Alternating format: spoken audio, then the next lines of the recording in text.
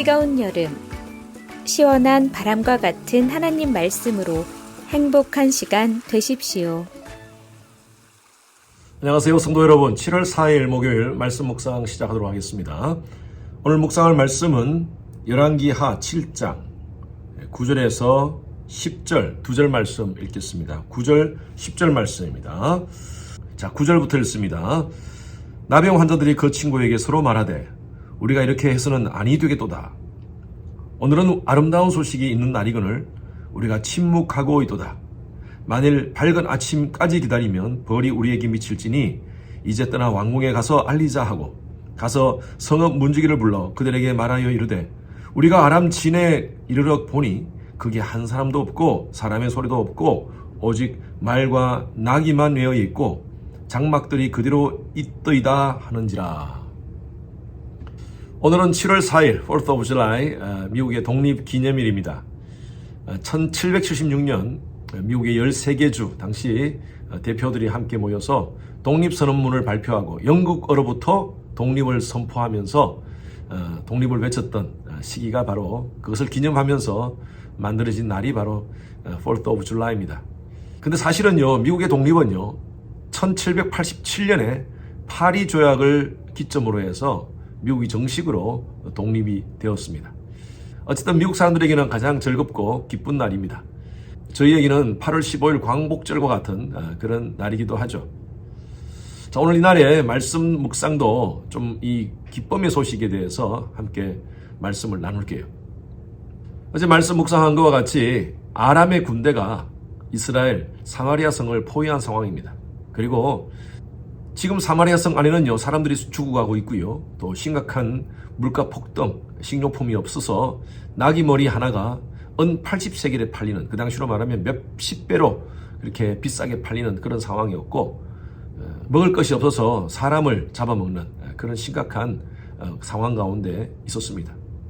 이 상황은 절대절명의 위기입니다. 이러한 나라의 난간과 위기 속에 하나님의 백성들은 어떻게 하겠습니까? 먹을 것이 없고 지금 당장 살 수 없는 그런 상황 속에서 아무 일을 만나도 예수 의지합니다. 아무 일을 만나도 하나님의 백성 아닙니까? 하나님 의지합니다 하면서 하나님께 기도해야 됩니다. 6장 17절에 보면 엘리사가 하나님께 기도합니다. 기도하여 이르되 여호와여 원하건대 그의 눈을 열어 보게 하옵소서. 여호와께서 그 청년의 눈을 여심해 그가 보니 불말과 불병거가 산에 가득하여 엘리사를 둘렀더라. 아람 사람이 엘리사에게 내려오매 엘리사가 여호와께 기도하여 이르되 원하건대 저 무리의 눈을 어둡게 하옵소서 하매 엘리사의 말대로 그들의 눈이 어둡게 하신지라. 엘리사가 눈을 들어보니까 하나님의 불말과 불병거가 그를 둘러 진치고 있었습니다. 그리고 그의 적군들을 어둡게 하소서 하니까 그들의 눈이 어두워졌다는 사실입니다.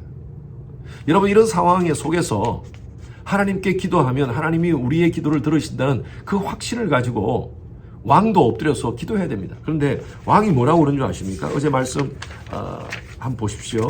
어제 6장 33절 보십시오. 그 중간에 보면 왕이 이르되 이 재앙이 여호와께로부터 나왔으니 어찌 더 여호와를 기다리리요. 이 말이 무슨 말입니까? 하나님 의지 못하겠다는 것입니다. 하나님을 어떻게 기다리고 있겠나, 이 말입니다. 이렇게 부정적인 얘기를 왕이 하니까 그 부하들은 어떻겠습니까? 그 2절 한번 보십시오. 그때 왕이 그의 손에 의지하는 자 곧 한 장관이 하나님의 사람에게 대답하여 이르되, 장관이 얘기합니다. 여호와께서 하늘에 창을 내신들 어찌 이런 일이 있으리요. 이제 소망이 없다는 것입니다. 아무 방법이 없다는 것입니다. 이제 모든 것을 포기하고 죽자는 거죠. 저와 여러분들의 삶 속에서도 이러한 상황을 접할 때가 있습니다. 사방팔방을 돌아봐도 도저히 피해갈 곳이 보이지 않는 상황, 사면초가의 상황입니다. 이러한 상황 속에서 하나님의 백성들은 어떻게 하겠습니까? 동서남북이 다 막히더라도 하나님은 하늘을 뚫어놓고 계시는 줄로 믿습니다. 하나님께 기도해야죠. 하나님을 불신하는 언어, 하나님을 불신하는 행위 해서는 안 되죠. 모든 이스라엘 백성들이 포기하고 이제 자포자기하고 사면초가 가운데서 어쩔 수 없이 이제 죽었다라고 외치고 있을 때 네 사람이 등장합니다. 이 사람들이 누구냐 하면 나병 환자입니다. 오늘 3절 한번 보십시오. 성문 위에 나병 환자 네 사람이 있더니 이 사람들은 성문 안으로 들어갈 수가 없었어요. 그 당시에는 나병 환자들을 죄인 취급을 하고요. 그리고 가까이 하지 않았습니다. 만약에 아람 군대가 쳐들어오면 이 나병 환자들이 제일 먼저 죽게 되는 것이죠. 이 성문 어귀에 있는 이 나병 환자의 그 마음은 얼마나 불안하겠습니까? 그들이 이런 얘기를 합니다. 친구들에게 서로 말하면서 우리의 상황은 이렇든 저렇든 다 죽게 되는 상황이니까 아람 군대에게 우리가 항복하자 하는 그런 마음으로 이들이 아람 군대에게 항복하기 위해서 갑니다. 4절에 한번 중간에 보십시오. 그런즉 우리가 가서 아람 군대에게 항복하자. 그들이 우리를 살려두면 살 것이요 우리를 죽이면 죽을 것이라. 이렇든 저렇든 우리는 죽게 되니까 한번 가보자 해서 아람 군대가 지금 진치고 있는 그 진영에 가봤습니다. 그런데 가보니까요 갑자기 기적이 벌어진 겁니다. 5절 한번 보십시오. 아람 진으로 가리하여 해질 무렵에 일어나 아람 진영 끝에서 이르는적 그곳에 한 사람도 없으니 이는 주께서 아람 군대로 병거 소리와 말소리와 큰 군대의 소리를 듣게 하셨으므로. 아람 군대가 자다가 갑자기 이스라엘의 큰 병거 소리, 말소리, 또 군대의 소리를 하나님이 사운드 시스템으로 듣게 하신 것 같아요. 그래서 혼비백산을 하고 이들은 다 도망가 버렸습니다.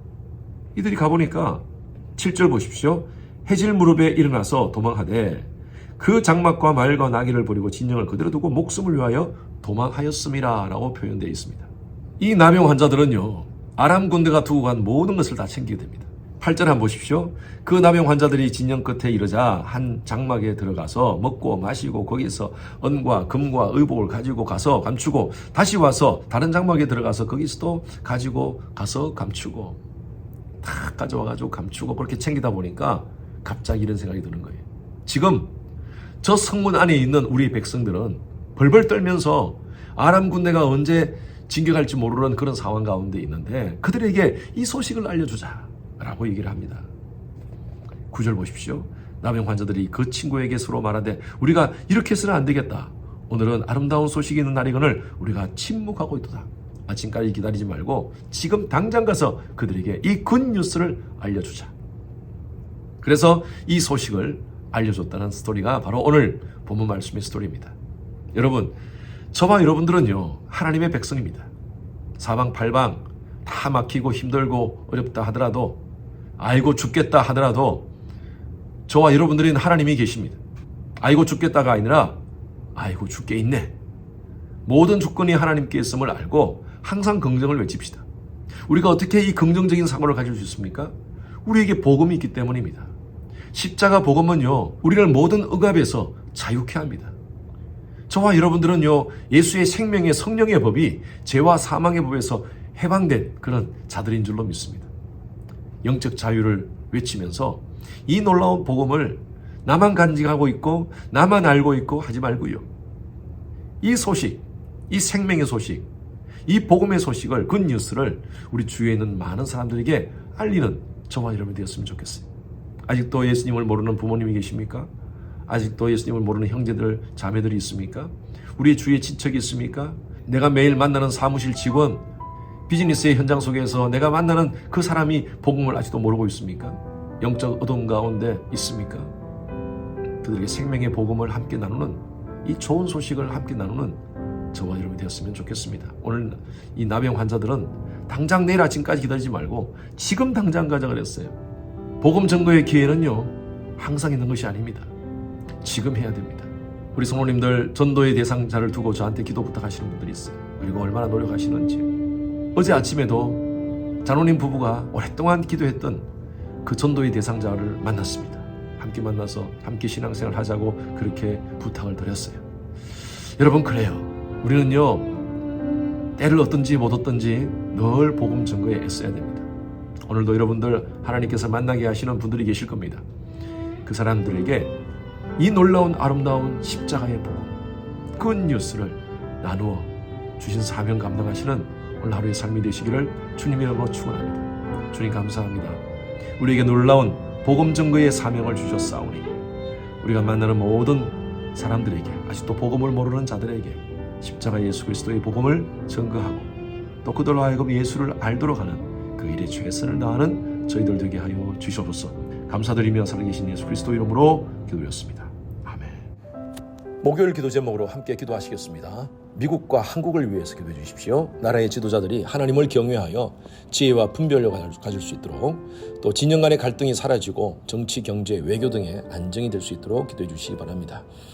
우크라이나와 러시아 간의 전쟁이 지속되고 있습니다. 하루속히 전쟁이 종식되어지고 그 땅에 평화가 임할 수 있도록, 또 그 땅들의 예수 그리스도의 십자가 복음이 그들의 심령을 덮어 아픔과 상처들이 치유될 수 있도록 기도해 주시기 바랍니다. 세계 선교를 위해서 애쓰는 우리 선교사님들을 위해서 기도해 주시기 바랍니다. 저희 교회가 섬기는 11 지역의 선교사님들을 위해서 안전과 건강을 지키도록 기도해 주시고, 또 지금 모든 그 팬데믹 이후에 사역이 정상화되지 않고 있는 곳이 많습니다. 하루속히 모든 사역이 정상화되어 수많은 영혼들이 선교사님의 섬김을 통하여서 예수님께로 돌아오는 역사가 일어날 수 있도록 기도해 주시기 바랍니다. 선교사님을 위해서 기도하실 때에 차드의 김영섭 선교사님, 요르단의 김재문 선교사님, 알래스카 이글리브 교회 이홍래 목사님, 이들의 사역과 가정과 건강을 위해서 기도해 주시길 바랍니다. 함께 기도하시겠습니다.